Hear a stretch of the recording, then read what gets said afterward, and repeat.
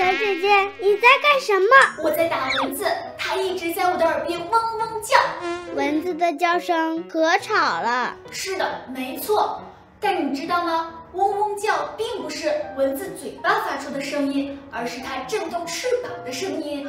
它的翅膀每秒会震动500到600次，想想这速度有多快。所以这就是为什么它们很小，但在我们耳边却能发出像在直升飞机旁一样吵的噪声。蚊子在我们的耳边嗡嗡叫可不简单哦，它是在感受出我们的呼吸。这就是我的猎物，然后确定我们的位置，就开始行动了。一般叮我们的都是母蚊子，因为它需要吸我们的血液来繁殖后代，生蚊子宝宝。而公蚊子主要是吸花蜜和植物的汁液，它们还喝露水。